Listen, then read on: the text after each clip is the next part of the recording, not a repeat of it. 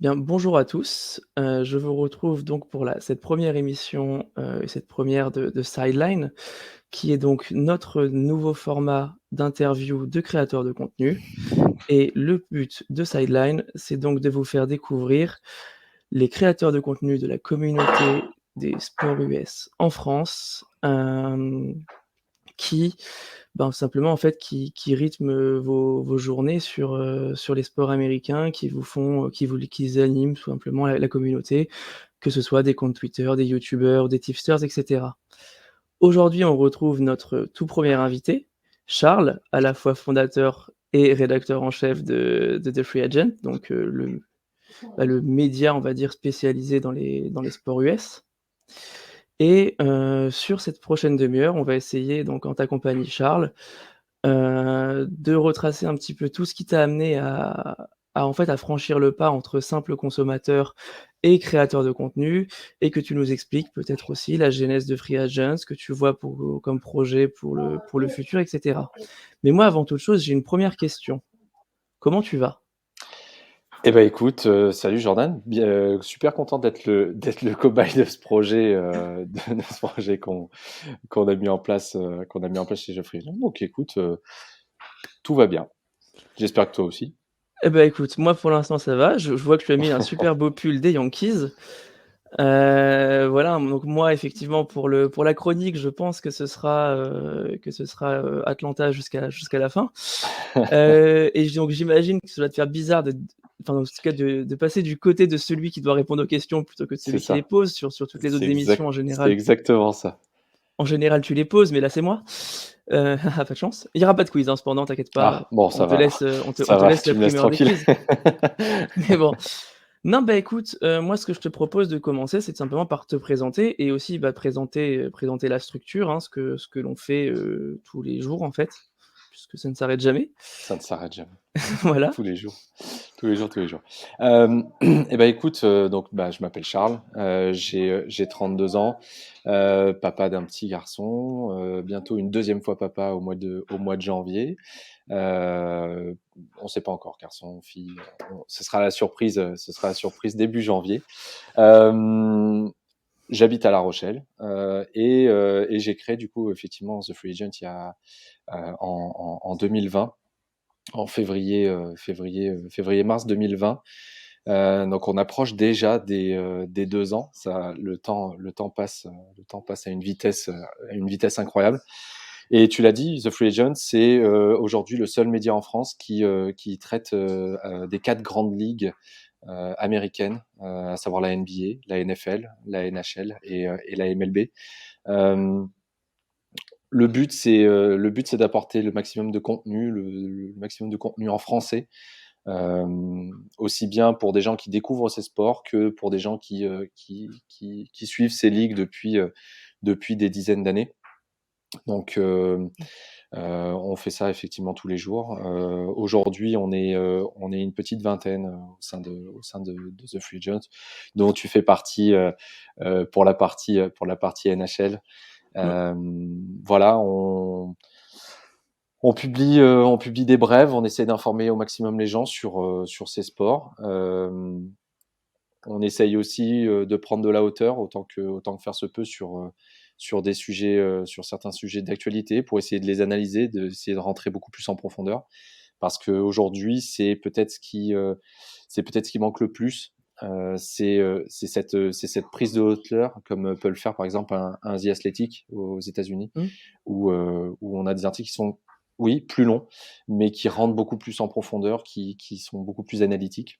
Et ça, effectivement, on essaye d'apporter ça. Et puis, on parle pas que de l'aspect sportif, on va aussi parler de l'aspect, on va dire, culturel, parce que les sports US et la culture aux États-Unis, bah, c'est extrêmement lié, que ce soit la politique, que ce soit le lifestyle, que ce soit les livres, le cinéma, les séries télé. Donc, on essaye un maximum de parler de tout ça. Et puis, on parle aussi un petit peu paris sportif, parce que c'est aussi lié de pouvoir mettre à profit aussi nos connaissances sur ces sports-là, pour donner des petits tips. Bah, moi, en effet, parce que, enfin, tu parlais de The Athletics, et c'est vrai que je pense qu'effectivement, comment dire? En tout cas, côté US, c'est sans doute en tout cas, l'offre qui ressemble, enfin, sans doute celle qui t'inspire le plus, je pense. Mmh. Enfin, je te laisse confirmer, mais Ouais, ça non, se c'est ça. ressent, ça se ressent dans la ligne édito. Pourquoi justement? Parce qu'on voyait avant la plupart des projets, hein, c'était souvent des sites très spécialisés sur, un sport. Ouais, Toi, c'est pas le choix que tu as fait. Tu as décidé d'attaquer les 4 en même temps avec les risques, on va dire, que ça entraîne, parce qu'il faut, bah, du ouais. coup, tu as enfin, comment dire? Une masse d'informations qui arrive, qui est de facto 4 fois plus conséquente. Et donc à partir de là, il faut trier. Et aussi l'autre sujet, c'est que la popularité des ligues en France varie énormément entre la NBA qui est, sans doute la ligue la plus populaire, Mmh, c'est ça. et je dirais la MLB ou la NHL qui doit l'être le moins. La MLB. La Ouais, sans MLB doute la est sans MLB doute, effectivement. ouais, la MLB, est des 4 celle qui a peut-être le moins d'audience aujourd'hui en Mmh. France, que ce soit, en termes de nombre de passionnés ou en termes de pratiquants, Mmh. dans les différents clubs. Et en fait, moi, le point que j'avais, c'est comment, en fait, tu fais au jour le jour pour te dire: «Bah, vas-y, là, je vais écrire un article, je sais pas, sur Fernando Tatis Junior», alors que, il y a quand même pas mal de chances que tu aies même pas une personne sur 10 de ton audience qui sache de qui tu parles. Parce que, Ouais, bah, moi, en fait, ouais, aujourd'hui, je le vois, hein, mes connaissances baseball, je les ai eues parce que je vous fréquente et parce voilà. que, bah, vous en parlez, parce que, on a quand même la chance au sein de l'équipe d'avoir quelques passionnés comme Damien, comme Comme Nicolas et Damien, ouais. comme toi, hein, Mmh. aussi, d'ailleurs, moi, c'était entre autres une autre de mes questions. En fait, quel, on va dire, sport américain t'a fait venir dans ce monde? Heu et voilà. Alors, hem, le tout premier sport, on va dire américain que j'ai regardé, étant ado, c'était le basket. Mmh. C'était la NBA parce que c'était à l'époque celui qui était peut-être le plus accessible des 4. À l'époque, Canal+, avec, Georges Eddy, avec, Xavier Vaution, avait les droits pour la NBA et j'avais des potes qui jouaient au basket en club, ce qui n'était absolument pas mon cas. Mmh. Et hem et effectivement, quand on allait, chez les uns ou chez les autres, je voyais, dans leur chambre, des posters de Michael Jordan, de Kobe Bryant, du Shaq, ou même un peu plus tard du coup de LeBron James. Hem et c'est venu comme ça en fait, c'était de la curiosité, et un jour j'ai demandé à un de mes potes de me passer, j'avais pas Canal à l'époque, à la maison, et je lui ai demandé de me passer une cassette, une VHS. Donc c'est pour placer l'époque à laquelle on a demandé ça, hem, d'un match de NBA qu'il avait enregistré, et ce match-là, je pense que je m'en souviendrai toute ma vie. C'était les Cavaliers contre les Wizards, et ouais, c'est Ouais, tu choisi la belle ouais, affiche en plus parce bah, que j'ai pas choisi, c'était celle qu'il avait enregistrée malheureusement, et hem et ça a été mon premier contact aussi avec LeBron James. parce qu'il y avait déjà LeBron James, donc Il y c'était avait post déjà LeBron James. 2003. Ouais, c'était en 2003. Ah ouais. C'était l'année de sa draft, Mmh. et hem et du coup, j'ai regardé ce match-là en ayant mais absolument aucune connaissance, de la NBA. Pour moi, la Mmh. NBA, si tu veux, c'était les Lakers. Mmh. Parce que, les agendas que j'achetais chaque année, pour le collège, bah, c'était souvent des trucs de NBA, et du coup, à la fin, je regardais le palmarès et en fait, c'était les années où, les Lakers venaient de faire le three-peat avec Kobe et Shaq. Donc, bah, pour moi, en fait, la NBA, c'était eux, quoi. Donc de découvrir ce gamin de 18 piges qui en avait mis 30 ce soir-là, je rends la cassette à mon pote et je lui dis: «Mais» alors déjà c'était génial, j'ai adoré, ça allait dans tous les sens, c'était vraiment sympa. Je dis: «Putain, il y en a un, le 23 là à Cleveland, il est pas mauvais, hein», et il me dit: «Bah, ouais, ouais, visiblement, il a l'air d'être pas trop mauvais et il est promis à une belle carrière». Il a eu plutôt une bonne Bah, carrière, qua notre ami 4 James, titres, non? 4 titres, ouais, 4 Ouais, titres, donc plutôt pas oui. mal. Donc c'est par le basket au final que je suis arrivé, et après j'ai découvert, en étant plus vieux déjà, parti de la maison, Mmh. J'ai découvert la NFL, j'ai découvert la MLB et la NHL, parce que j'avais les premières Apple TV et en fait, de base, à l'intérieur des Apple TV, il y avait les applis de la NFL, de la NHL et de la MLB et la NHL et la MLB proposent, des matchs gratuits, en Mmh. fait et c'est par ce biais-là, en fait. C'est en voyant qu'il y avait des matchs gratuits que, bah, je me suis dit: «Bah, tiens, curieux, je vais regarder» et puis, bah, de fil en aiguille, «Ah bah, il y a la red zone le dimanche en NFL. Ah bah, c'est cool, 19h, c'est chouette ça, c'est une heure convenable» et en fait, bah, j'ai commencé à tomber dedans et j'ai commencé à délaisser, les autres sports que je regardais parce qu'à la maison, on regardait beaucoup de foot, de soccer, comme, Mmh. maintenant on est obligé de l'appeler entre nous parce pour pas faire, pour pas faire d'amalgame avec le football américain et puis je me suis détourné petit à petit du foot, européen pour vraiment regarder quasiment exclusivement que du sport US, quoi. D'accord, OK, je vois. Non, c'était plutôt intéressant et donc tu as choisi les équipes de New York. Là, on peut le voir, tu as un Oui, un pull des Yankees. Je sais que tu es aussi fan des Giants, des Knicks et c'est des ça. des Rangers, c'est Des ça, Rangers, ouais, des en Rangers, ouais, pas NHL? des Islanders, ouais. Ah oui, bah, forcément, faut pas que ça sorte trop de Mmh. de New York Non, c'est ça. Intramuros. Non, mais enfin, pourquoi en fait enfin, qu'est-ce qui t'a fasciné? Est-ce que c'est parce que tu as demandé, il y en a une que tu as choisie, puis tu as regroupé les autres? Ou est-ce Alors que c'est par des joueurs qui sont passés, par une, alors c'est plus du fait de mes voyages, et du fait que en fait depuis tout petit, j'ai toujours eu une fascination pour New York. mmh, Pourquoi? Je sais pas, mais ça m'a toujours, peut-être par les films et les séries parce qu'on voit beaucoup New York, à chaque fois. Et c'est toujours une ville enfin, c'était la première ville que je voulais faire aux États-Unis. Le jour où j'irai aux États-Unis, j'ai dit: «Je veux aller à New York.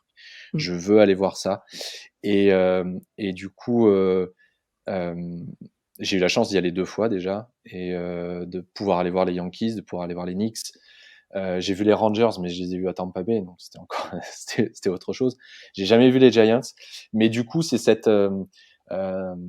amour de New York, en fait, où je me suis dit: «Bon, bah, en fait, j'aime tellement cette ville que, bah, je vais supporter ces équipes-là». Alors je suis plutôt bien tombé pour certaines d'entre elles, un petit peu moins pour les autres, mais voilà, c'est plus, parce que la ville me plaît que j'ai choisi ça. Parce qu'après, via les jeux vidéo, heu, au départ, c'était un petit peu au pif mmh. et je me souviens du premier jeu vidéo, sur les sports US auquel j'ai joué, c'était, NBA Live, donc en 2001 et je crois que la première équipe avec laquelle j'ai dû jouer avec le Magic d'Orlando, donc autant te dire que Il y avait déjà Iverson? non, Iverson, il était aux Sixers. Ah alors attends, c'est pardon, Le je Shaq était déjà parti. Le ah. Shaq était déjà parti, non, il y avait, Tracy McGrady Ah voilà, encore. c'est ça, Tracy McGrady. Ouais, il y avait Tracy McGrady et du coup, ouais, je jouais avec le Magic. Bon, Alors voilà, alors pas je pense que nos comment dire? Que nos viewers verront au fil des émissions que la NBA n'est pas mon fort. Même si j'essaie, hein, voilà, malheureusement, des fois on se rate, ça arrive. OK, OK, pas de souci.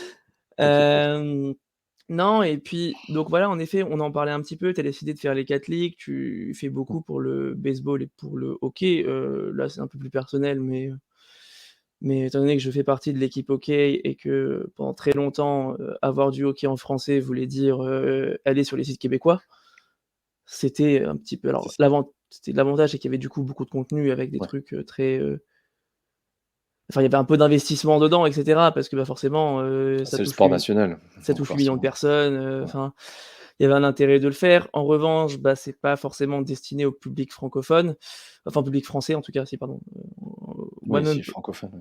ouais, en fait, francophone, même bah, enfin, oui et non, parce qu'en fait, c'est vraiment au public québécois avant Ouais. tout.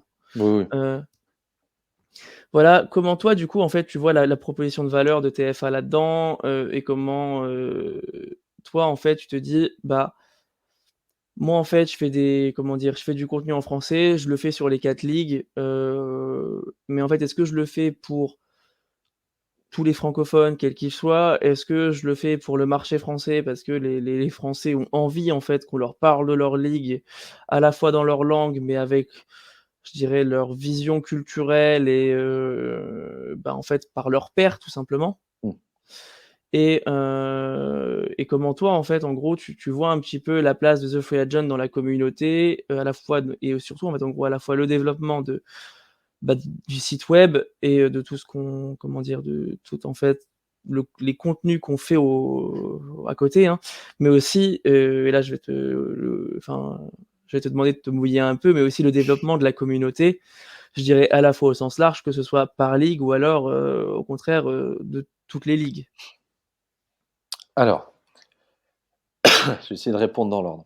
Hem, oui, effectivement, le challenge est quand même, assez important parce que, comme tu l'as dit, on fait 4 ligues, on fait 4 sports, donc on a une masse d'informations Mmh, qui est colossale. Je pense qu'en termes en termes de news qui peuvent paraître un petit peu partout sur à la fois les sites, anglophones et francophones, mais francophones québécois, je sais pas, on doit peut-être être à, je sais pas, 300, 400, 500 news de la mmh, ça va de la petite brève parce que, machin s'est blessé à, un article beaucoup plus de fond, sur, l'impact, je sais pas, par exemple, l'impact du lockout en MLB, sur les joueurs, ou autres. Donc, mmh, il y a un travail de tri effectivement. On est, moi je suis parti du principe qu'on est, on est surinformé, que ce soit, pour de l'information, mmh, classique, hors sportive, mais dans le sport, c'est pareil. Donc il faut déjà faire un premier tri et essayer de se mettre à la place, du lecteur hem, qui va vouloir avoir, la bonne info sur son équipe préférée, sur son joueur préféré, hem, mais qui aura du sens et pas absolument tenter de tout couvrir parce que c'est c'est pas faisable, actuellement. C'est pas il y a pas mmh, on n'est pas des machines, on n'est pas des robots. Donc ce tri-là est déjà très important pour nous et je pense que les gens le voient aussi dans la ligne éditoriale. On se concentre, quand même sur, énormément l'aspect sportif, mmh, déjà. Donc l'extra sportif, à part quelques exceptions, comme je peux prendre, par exemple, hier, le cas de Demaryius Thomas, le joueur des Broncos heu, qui est décédé à l'âge de 33 ans. Ça, on le fait parce que c'est un joueur qui a gagné le Super Bowl, parce que c'est un joueur qui a eu un impact dans la ligue. Il était reconnu. En plus, il était jeune, on avait 2 ans d'écart. Enfin, du coup, je me je me mets un petit peu à la place quand même mmh, mais par contre, faire, 25 articles sur les déboires judiciaires, que ce soit de Deshaun Watson ou de Henry Ruggs, c'est pas ça, en fait. On préférera faire, l'impact que ça va avoir sur, leur franchise ou sur leur carrière, plutôt mmh, que de rapporter le simple fait que, il a, 23 procès aux fesses, quoi. Donc c'est pas ça. Nous, notre plus-value, c'est qu'on essaye de s'adresser à tout le monde. C'est-à-dire que comme il y a les 4 ligues en même temps, on peut considérer qu'une personne qui vient sur The Free Agent parce qu'il y a de la NBA ou parce qu'il y a de la NFL peut, par le biais de nos articles, découvrir les autres. mmh, Et ça a été le cas, ça a été le cas, bah, tu as pris exactement ton exemple, ça a été le cas pour toi. Si aujourd'hui la MLB t'intéresse un petit peu, c'est parce qu'on en parle, c'est parce qu'on a des personnes qui sont passionnées et parce qu'on a aussi, ce credo de vouloir parler à absolument tout le monde. On francise un maximum les choses pour que ce soit le plus compréhensible possible. On explique un maximum parce que parce que oui, les gens peuvent arriver avec des a priori sur certains des sports. La MLB en concentre quand même un un bon paquet. Donc on essaye de casser ces barrières-là aussi pour développer, l'intérêt des Français pour ces sports-là. Parce que, cet intérêt, il est grandissant. Il y a de plus en plus de membres, de clubs, que ce soit en NFL, en MLB, en NHL, enfin, du coup, en baseball, pardon, en baseball, hockey et football américain, il y a de plus en plus de pratiquants en France. Donc ça veut dire que, il y a de plus en plus de personnes qui vont être demandeurs, de contenu Mmh. aussi là-dessus. Et donc, aujourd'hui, on parle des ligues américaines, mais oui, dans un futur, j'espère qu'il sera à moyen terme, on va aussi, essayer de parler de ce qui se passe en France, que ce soit de la Betclic Elite pour le basket, que ce soit, la D1 française pour la NFL, pour que ce soit la Ligue Magnus en hockey ou la D1 française. Et moi, j'habite à La Rochelle et il y a une équipe, qui s'appelle les Boucaniers et qui est en première division, que je vais voir, du coup régulièrement. On veut aussi donner de la on voudra donner de la visibilité aussi à ces clubs-là, parce que, parce que leurs salles sont pleines aussi, à chaque fois qu'ils jouent. Ce qui montre aussi cet engouement. Alors après, j'ai vu que j'ai beaucoup parlé, du coup, j'ai oublié les autres questions. Non, je t'ai posé une question vis-à-vis de la communauté. Est-ce que pour toi, en fait, aujourd'hui, il existe une communauté, je dirais, sport US globale qui consomme de tout? Ou est-ce qu'en fait, ce sont plus des agrégats, de communautés qui, parfois, se fréquentent sans se comprendre? Je pense notamment à certains, on va dire, tweets un peu tu en as mentionné, à certains tweets un peu malheureux sur la MLB qui Mmh. effectivement, en tout cas de France, concentre, pas mal de critiques, que ce soit sur le rythme de jeu, que ce Ouais. soit sur, j'ai même vu des choses aussi sur la condition physique des athlètes, hein, Oui. Oui, oui, bien sûr. je pensais à comment, Vlad Junior À Vladimir, ouais. voilà, comment dire? Des Blue Jays, hein, qui Mmh. avait pas mal maigri cet été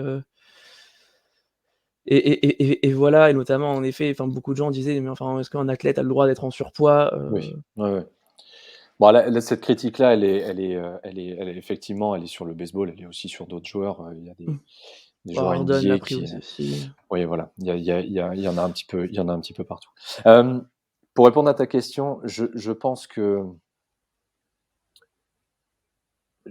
a aussi ce rôle-là, nous, de créer ce lien entre, les communautés, MLB, NHL, NFL et NBA. Ça, c'est pas facile parce que chacun est effectivement un peu focalisé sur son précaré.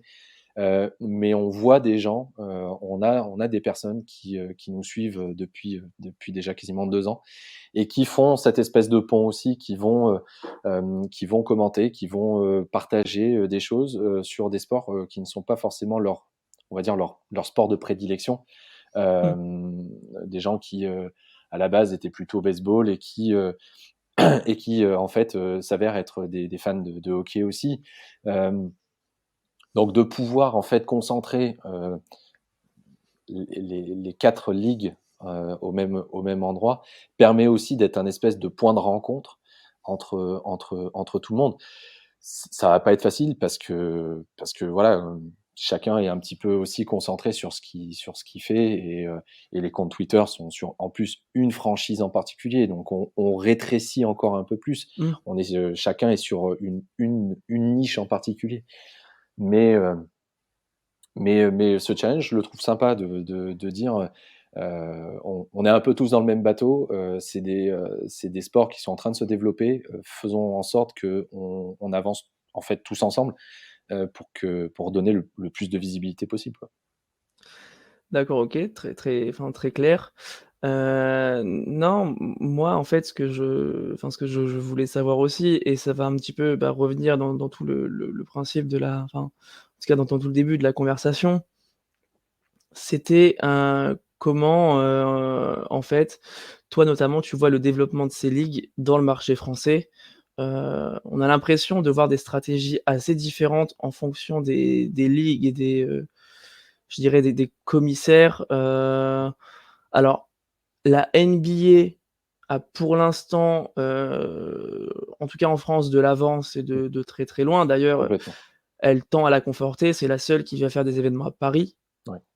Enfin, en tout cas, à date, j'ai pas à souvenir Oui, qu'il y oui. ait Non, d'autres, non, à date, heu c'est la seule. voilà, mais on voit que, bah, justement de plus en plus de ligues veulent délocaliser des matchs ailleurs en Europe. Bon, j'ai eu la chance d'aller à Londres, enfin durant au mois d'octobre, aller Mmh. voir les Falcons et les Jets. En général, la NHL là, les a un peu arrêtés à cause du Covid, mais faisait des matchs il y a eu la République tchèque, il y a eu la Suède si je me trompe pas. Ouais, c'est ça. La NFL aussi reparle de l'Allemagne. Mmh.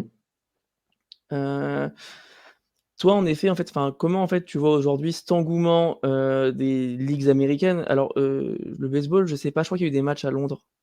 Il y a des matchs à Londres. Voilà, OK, Ouais, ouais, donc il y a il y a des il y a matchs des à Londres. matchs à Londres. Comment toi, en fait, tu vois, en fait, un peu cet engouement et ce nouvel, je dirais, eldorado européen que les ligues américaines essayent aujourd'hui de prendre? Parce que, enfin, je vais être, un peu sarcastique, mais l'Europe est la Floride des années 90. Si bah, oui, non, mais c'est ça. Oui, Si tu ouais, regardes ouais. la Floride des années 90, tu avais des franchises qui popaient de partout. Alors principalement concentrées autour de Miami et Tampa, mais si tu regardes Mmh, la date de création des franchises de Floride, c'est ouais. quasiment que entre 85 et 95. Et en fait, voilà, et là, on parle de plus en plus effectivement de franchises NFL peut-être À Londres. en Angleterre. Il y a aussi Mmh. une ligue qui s'est développée sous forme de ligue fermée, L'European Football League, ouais, tout à voilà, fait. pour le football. Tu as donc, effectivement de plus en plus de matchs qui sont délocalisés, et en plus de ça, de plus en plus de joueurs européens qui essayent, aujourd'hui de rentrer dans ces ligues. Je prends, le basket et le hockey sont, à des années-lumière en avance sur les 2 autres. Mais toi, en fait, aujourd'hui, en fait, comment, en fait, en tant que média, tu vois cette opportunité, potentiellement, enfin, des ligues, en fait, qui veulent aujourd'hui aller chercher ces marchés et qui veulent aller, entre guillemets, «concurrencer» le soccer sur son terrain, et on se rend compte que le soccer est de plus en plus contesté, soit par l'attitude de certains dirigeants. Je peux penser notamment avec tout le fiasco qu'il y a eu autour de la Super League, mais aussi sur le fait des droits télé qui sont absolument, comment dire? Je trouve en soccer infâmes, avec des diffuseurs qui changent toutes les semaines. Enfin, c'est très dur aujourd'hui de Mmh. suivre le soccer, et j'ai un peu l'impression que via des opportunités, en fait, comme les différents Game Pass, que ce soit le NHL Live, le Mmh. NFL Game Pass, et cetera, ou le MLB TV, c'est ça, quelque chose comme ça? Ouais, MLB TV, ouais. Voilà. En fait, ces ligues aujourd'hui, en fait, par une simplicité d'accès, par une offre relativement, abordable si tu n'en prends qu'une, si tu en prends plusieurs, peut-être c'est plus compliqué.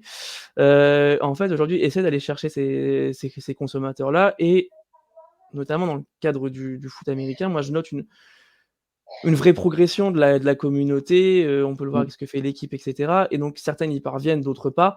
Comment toi, en fait, en gros, tu expliques ça? Je pense qu'ils sont arrivés aussi à une espèce de saturation du marché nord-américain.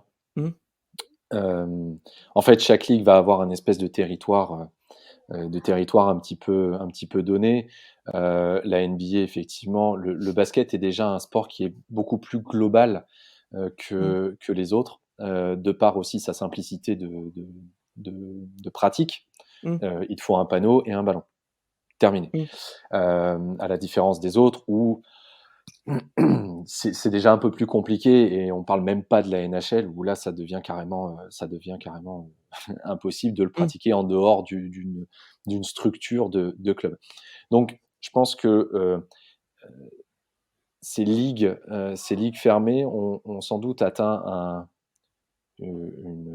un plafond en termes alors de revenus non, parce que les droits télé aux États-Unis explosent quasiment à chaque renouvellement. Donc ils se tournent forcément vers d'autres marchés.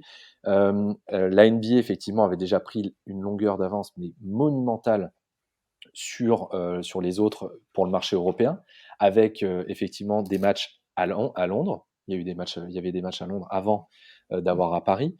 Hem Elle s'est développée aussi en Afrique avec la BAL, la Basketball African League, où tu as maintenant une ligue fermée, qui va, connaître sa deuxième saison au mois de mmh, mars. Donc la chance qu'on a en France, c'est qu'on a Paris.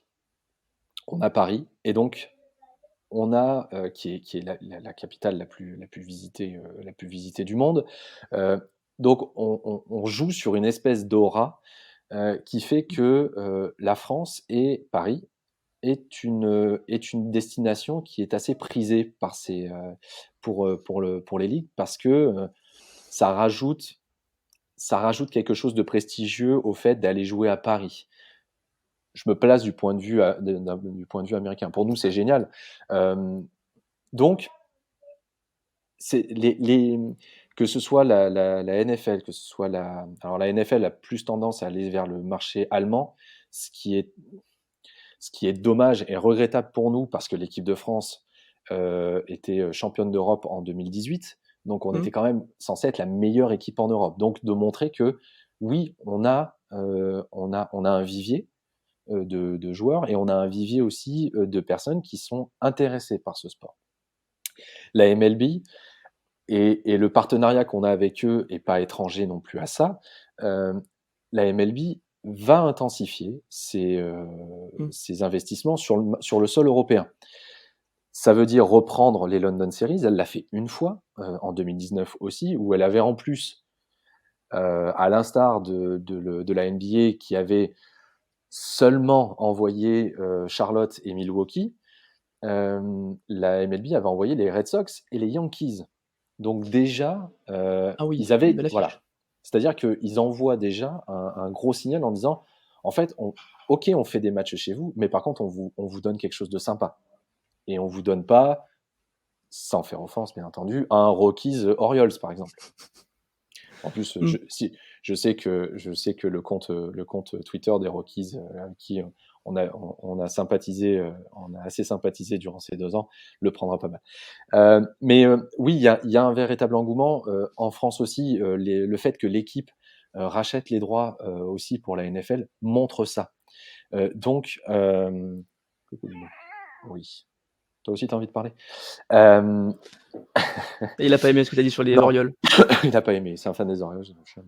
Dommage. Donc, pour nous aussi, je dirais que c'est tout bénef que Mmh. ces ligues s'intéressent au marché européen parce qu'elles vont chercher aussi des relais d'information. Et la MLB, elle l'a fait avec nous l'année dernière au travers du partenariat. On était 2 en France à l'avoir. Hein. On était 2 partenaires, c'était Beansport et c'était nous. On est là pour, en fait, on est là pour les aider. On est là pour diffuser du contenu au plus grand nombre pour que leurs événements à venir soient le plus réussis possible au final. D'accord et ben écoute, je pense que qu'en effet la réponse intéressera les viewers. Hem, Là je check un peu le temps et T'inquiète. on arrive à la fin de l'émission tout simplement. En général, on la conclut par un instant promo. Heu, C'est bon, c'est déjà une promo quasiment en soi. ouais, là je Donc sais pas bon. si ça aura un comment dire? Un impact intéressant de refaire l'instant promo, mais il est peut-être utile quand même de rappeler qu'on est quasiment tous les soirs de la semaine. Ouais, je pense qu'on a beaucoup parlé du fait qu'on écrivait du contenu. On propose aussi d'autres manières de profiter des sports US et nos lives sur Twitch notamment euh, sont importants. On en fait 5 fois par semaine euh, où on débat, voilà, on veut que ça soit interactif, donc on veut aussi euh, que les amateurs et les fans de sport US viennent dans ces émissions à travers du chat pour nous poser des questions, pour lancer des sujets, voilà, pour débattre avec nous aussi sur les sujets qu'on a pris. On a aussi à cœur de pas rester entre nous quand on parle, donc on va inviter des gens. On a déjà, voilà, autant que faire se peut, et que les calendriers se matchent Match, aussi. ouais. On invite des journalistes, on invite aussi des personnes qui font des podcasts. Voilà, on essaye d'ouvrir nos émissions à d'autres points de vue extérieurs et je pense que ça fait aussi notre richesse.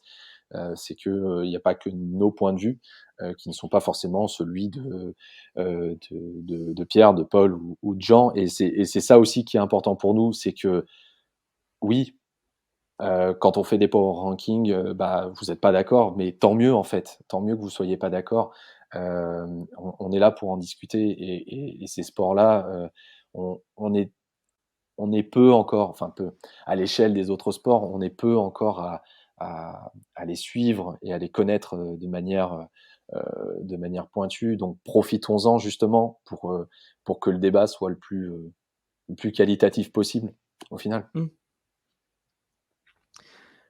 Et bah, écoute, c'est sur ces belles paroles que je suppose qu'on va se laisser.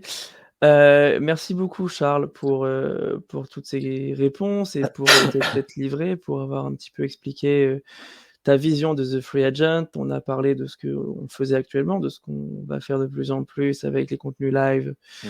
et cetera et on a aussi beaucoup parlé des ligues finalement, mais je pense que, c'est intéressant d'en parler et de voir en fait la vision qu'a la communauté de son développement, de la place des ligues dedans et tout ça et je me rends compte qu'en un peu plus d'une demi-heure, on n'a même pas eu le temps de parler du college football qu'on traite aussi et des paris sportifs. On fait Preuve trop de que trucs, c'est pour ça. preuve que visiblement on fait beaucoup trop de choses. Mais en tout cas, moi je te souhaite une excellente fin de journée, heu et bah, merci en tout Merci Jean. cas, merci à toi de t'être prêté à l'exercice. Bah, écoute, c'était avec plaisir et j'ai hâte de voir les prochains invités de Silent. Alors ouais, alors normalement enfin si je peux faire un peu de teasing sur le Vas-y, prochain vas-y. invité, hein, il est à la fois, fan des Saints et de la ville de Baltimore. Je n'en dis pas plus, même si à mon avis, Je crois savoir qui c'est. les gens auront sans doute trouvé, s'ils connaissent le personnage, mais enfin bon. Allez, je te fais enfin, hop, bon week-end, hein, Merci, à toi aussi Jordan. et puis voilà, à plus. Ciao.